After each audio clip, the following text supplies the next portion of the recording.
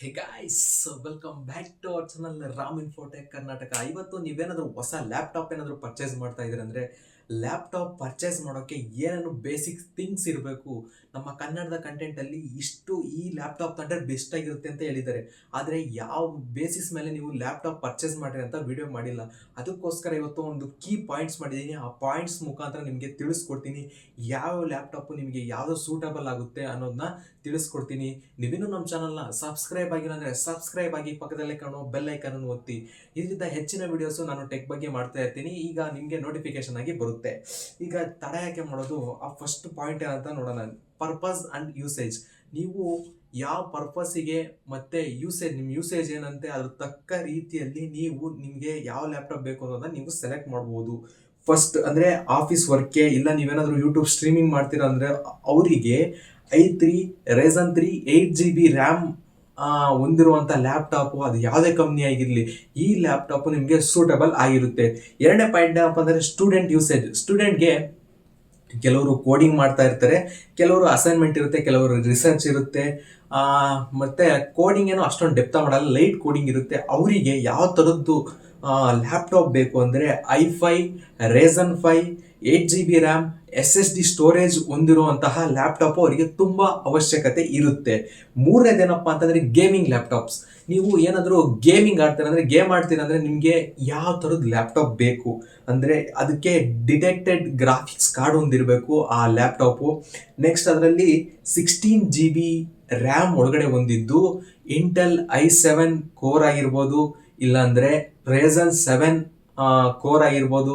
ಇವೆರಡು ಇದ್ದರೆ ಒಂದು ಒಳ್ಳೆ ಚಾಯ್ಸ್ ಅಂತ ನಾನು ನಿಮಗೆ ತಿಳಿಸ್ಕೊಡ್ತೀನಿ. ನೆಕ್ಸ್ಟ್ ಮೂರನೇದು ಪ್ರೊಫೆಷ್ನಲ್ ವರ್ಕ್. ನೀವೇನಾದರೂ ಡೆಪ್ತಾಗಿ ಎಡಿಟಿಂಗ್ ಮಾಡ್ತೀರಾ, ಇಲ್ಲ ಡಿಸೈನಿಂಗ್ ಮಾಡ್ತೀರಾ, ಇಲ್ಲ ಪ್ರೋಗ್ರಾಮಿಂಗ್ ಮಾಡ್ತೀರಾ ಅಂದರೆ ನಿಮಗೆ i7 i9 ಅಥವಾ Ryzen 7 Ryzen 9 ಲ್ಯಾಪ್ಟಾಪು ನಿಮಗೆ ಬೇಕಾಗುತ್ತೆ. ಇದು 16GB ರ್ಯಾಮು, SSD ಮತ್ತು ಗುಡ್ GPU ಇರಬೇಕಂದ್ರೆ ಗ್ರಾಫಿಕ್ಸ್ ಕಾರ್ಡು ಒಂದು ಒಳ್ಳೆ ರೀತಿ ಗ್ರಾಫಿಕ್ಸ್ ಕಾರ್ಡ್ ಇರಬೇಕು. ಇದು ನಿಮ್ಮ ಪರ್ಪೋಸು ಮತ್ತು ಯೂಸೇಜ್ಗೆ ಯಾವ ಥರ ಲ್ಯಾಪ್ಟಾಪ್ ಹೊಂದ್ಕೊಳುತ್ತೆ ಅನ್ನೋದು. ಸೆಕೆಂಡ್ ಏನಪ್ಪ ಅಂತಂದರೆ ಕೀ ಸ್ಪೆಸಿಫಿಕೇಶನ್. ನೀವು ಇದನ್ನು ನೋಡಲೇಬೇಕು. ನೀವು ಲ್ಯಾಪ್ಟಾಪ್ ತೊಗೊತೀರ ಅಂದರೆ ಈ ಕೀ ಸ್ಪೆಸಿಫಿಕೇಶನ್ ನೋಡಬೇಕು. ಫಸ್ಟ್ ಏನಪ್ಪ ಅಂತಂದರೆ ಪ್ರೊಸೆಸರ್. ಅದು ಯಾವ ಪ್ರೊಸೆಸರ್ ಆಗಿರುತ್ತೆ, ರೆಝನ್ನಾ, ಇಂಟೆಲ್ಲಾ, ಆ ಥರದ ಪ್ರೊಸೆಸರ್ ನೋಡಬೇಕು. i7 i5 i9 ಪ್ರೊಸೆಸರ್ ಇರ್ತಾವಲ್ಲ, ಈ ಪ್ರೊಸೆಸರ್ಗಳನ್ನ ನೀವು ನೋಡಬೇಕು. ನೆಕ್ಸ್ಟ್ ಆದಮೇಲೆ ರ್ಯಾಮ್, 8GB ರ್ಯಾಮ, 16GB ರ್ಯಾಮ, 32GB ರ್ಯಾಮ ಅನ್ನೋದನ್ನ ನೀವು ನೋಡಬೇಕು. ನೆಕ್ಸ್ಟ್ ಅದಾದಮೇಲೆ storage capacity. Storage 256GB, 512GB, 1TB ಈ ಥರ ಇರ್ತಾವಲ್ಲ, ಇದನ್ನ ನೀವು ನೋಡಬೇಕಾಗುತ್ತೆ. ಅದರಲ್ಲೂ SSD ತಗೊಂಡ್ರೆ ಒಂದು ಒಳ್ಳೆ ವಿಷಯ. ಯಾಕಂದರೆ ಈಗೆಲ್ಲ ಬೂಮಲ್ಲೇ ಇರೋದು SSD ಸ್ಟೋರೇಜ್. ಎಲ್ಲ ಲ್ಯಾಪ್ಟಾಪು ಹೊಸ ಲಾಂಚ್ ಆಗ್ತಿರೋ ಲ್ಯಾಪ್ಟಾಪ್ಗೆಲ್ಲ ಆಗ್ತಾ ಇರೋದು SSD. ಅದಕ್ಕೋಸ್ಕರ ನಾನು ಸಜೆಸ್ಟ್ ಮಾಡೋದು SSD ಲ್ಯಾಪ್ಟಾಪ್ನ ನೀವು ಪರ್ಚೇಸ್ ಮಾಡಿರಿ ಅಂತ. SSD ಸ್ಟೋರೇಜ್ ಹೊಂದಿರೋ ಲ್ಯಾಪ್ಟಾಪ್ನ ಪರ್ಚೇಸ್ ಮಾಡಿ ಅಂತ. ನೆಕ್ಸ್ಟ್ ಆಮೇಲೆ ಗ್ರಾಫಿಕ್ಸ್ ಕಾರ್ಡ್. ಗ್ರಾಫಿಕ್ಸ್ ಕಾರ್ಡಲ್ಲಿ ಡಿಟೆಕ್ಟೆಡ್ GPU, NVIDIA GTX ಅಥವಾ RTX ಇರುವಂತಹ ಗ್ರಾಫಿಕ್ಸ್ ಕಾರ್ಡ್ ಹೊಂದಿರುವಂತಹ ಲ್ಯಾಪ್ಟಾಪ್ನ ನೀವು ಪರ್ಚೇಸ್ ಮಾಡಬೇಕಾಗುತ್ತೆ.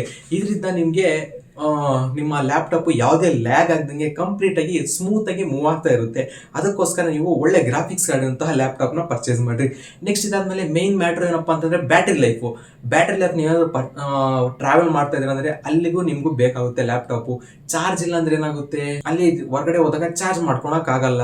ಏನಾದ್ರು ಟ್ರಾವೆಲ್ ಮಾಡ್ತಾ ಇರ್ತಾರೆ ಅಲ್ಲೆಲ್ಲಿ ಚಾರ್ಜ್ ಮಾಡ್ಕೊಳಕ್ಕಾಗುತ್ತೆ. ಅದಕ್ಕೋಸ್ಕರ battery life minimum 6 to 8 hours charge ತಡೆಯುವಂತಹ ಲ್ಯಾಪ್ಟಾಪ್ನ ನೀವು ಪರ್ಚೇಸ್ ಮಾಡಿ. ನೆಕ್ಸ್ಟ್ ಅದಾದಮೇಲೆ display full HD 1920 x 1080 resolution ಹೊಂದಿರುವಂತಹ ಒಂದು ಒಳ್ಳೆ UHD ಡಿಸ್ಪ್ಲೇ ಲ್ಯಾಪ್ಟಾಪ್ನ ಪರ್ಚೇಸ್ ಮಾಡಿ. ಮಿನಿಮಮ್ಮು 120 Hz ರಿಫ್ರೆಶ್ ರೇಟ್ ಹೊಂದಿರುವಂತಹ ಲ್ಯಾಪ್ಟಾಪ್ನ ಪರ್ಚೇಸ್ ಮಾಡಿ. ಯಾಕಂದರೆ ಗೇಮ್ ಆಡ್ತಿರೋರಿಗೆ ಸ್ಮೂತಾಗಿ ಮೂವ್ ಆಗುತ್ತೆ. ಅದೇ ರೀತಿ ಕೋಡಿಂಗ್ ಏನಾದರೂ ಮಾಡ್ತಾ ಇದ್ದಾರೆ ಅಂದರೆ ಅಲ್ಲೂ ಕಂಪ್ಲೀಟಾಗಿ ಮೂವ್ ಆಗುತ್ತೆ. ನೆಕ್ಸ್ಟ್ ಅದಾದಮೇಲೆ ಪೋರ್ಟ್ಸ್ ಆ್ಯಂಡ್ ಕನೆಕ್ಟಿವಿಟಿ. ಪೋರ್ಟ್ಸ್ ಅಂದರೆ USB ಪೋರ್ಟ್ಸ್ ಇರುತ್ತೆ, ಆಮೇಲೆ ಆಡಿಯೋ ಜಾಕ್ ಇರುತ್ತೆ, ಹಾಗೆಯೇ HDMI ಕೇಬಲ್ ಸಹ ಇರುತ್ತೆ. ಈ ಥರದವೇನಾದರೂ ನಿಮಗೆ ರಿಕ್ವೈರ್ಮೆಂಟ್ ತಕ್ಕಾಗೆ ನೀವು ಪರ್ಚೇಸ್ ಮಾಡಿ.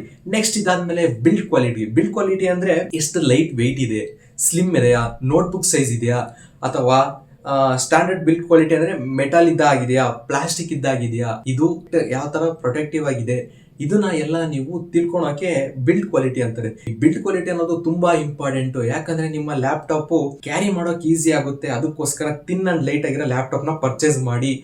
ಒಂದು ವೇಳೆ ನೀವು ಆಫೀಸ್ ವರ್ಕ್ ಏನಾದರೂ ಯೂಸ್ ಮಾಡ್ತಾ ಇದ್ದೀರಾ, ನೀವು ಗೇಮಿಂಗ್ ಲ್ಯಾಪ್ಟಾಪ್ ಆಯ್ತಂದ್ರೆ ಆದಷ್ಟು ಕಡಿಮೆ ವೆಯ್ಟ್ ಇರೋ ಗೇಮಿಂಗ್ ಲ್ಯಾಪ್ಟಾಪ್ನ ತಗೊಳ್ರಿ. ಯಾಕಂದರೆ ನೀವು ಟ್ರಾವೆಲ್ ಮಾಡ್ತಾ ಇರ್ತೀರ, ಅಲ್ಲಿಗೋಸ್ಕರ ನೀವು ಎತ್ಕೊಂಡು ಹೋಗೋಕ್ಕಾಗಲ್ಲ.